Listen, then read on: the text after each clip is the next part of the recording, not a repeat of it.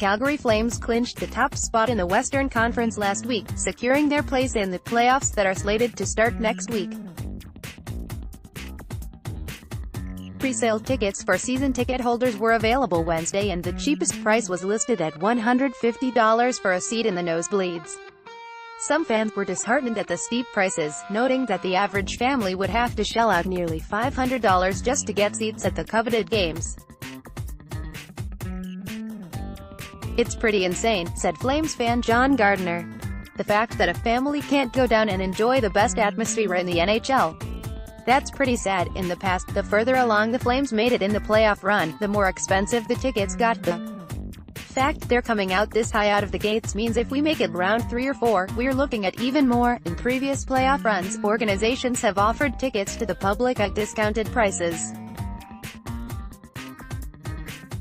Calgary Co-op will be releasing tickets through a random draw process. Shoppers can enter their names at customer service. Copyright 2019 Global News, a division of Chorus Entertainment Inc.